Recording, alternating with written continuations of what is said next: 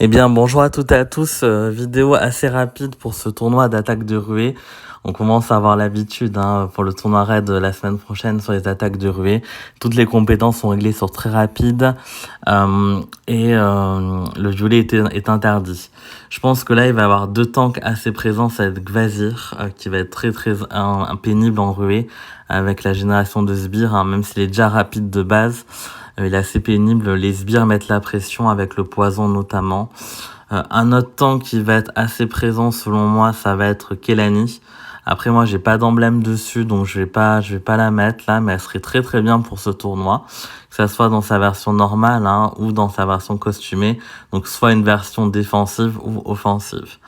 Après ce n'est pas parce que vous n'avez pas que le violet est interdit qu'on ne peut pas mettre d'autres couleurs de tank. Là je pense notamment à Beauchamp qui va être un tank de choix sur ce tournoi attaque de ruée. S'il déclenche, c'est un vrai enfer, vous ne pouvez pas déclencher vos CS parce qu'il va réduire continuellement votre mana et va booster la mana des alliés, donc c'est très pénible. Vous allez aussi avoir Poppy qui va être très présente, pas forcément en tank, mais sur ce tournoi sans violet, elle va être assez redoutable. Bertulf aussi va être présent, je pense, dans ce tournoi, avec le boost d'attaque sur tous les alliés. En autre tank de choix un peu incontournable qui ne perd pas de sa pertinence, c'est Gunnar, que ça soit dans sa version costumée ou normale. Pour rappel, dans ce tournoi très rapide, les classes druides, moines et sorciers vont déclencher en 6 tuiles seulement.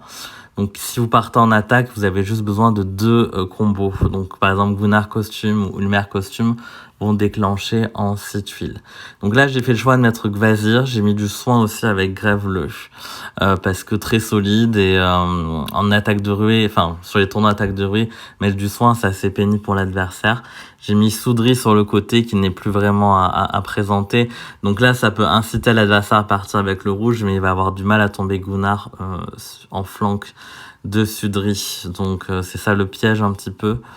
Sudri ne sait plus approuver, il fait très mal. Donc si Gunnar déclenche et qu'il y a Sudri par derrière, c'est quasiment terminé. Et Melia va taper tout le monde. Donc là, je l'ai aussi mise pour son boost de coup critique. Le fait qu'elle tape tout le monde. Et du coup, si Gunnar déclenche, les ennemis vont partager les dégâts. Ça peut faire très mal. Voilà, je vous souhaite de bons puzzles, un bon tournoi. J'ai fait top 1% sur mes 2 comptes la semaine dernière, mais j'ai eu aucun Aether 5 étoiles, donc ça commence à être un peu frustrant, mais bon. C'est vrai que quand on regarde les pourcentages, c'est toujours seulement même un top 1%, en fait, on a que 5% de chance d'avoir un matériau 5 étoiles, donc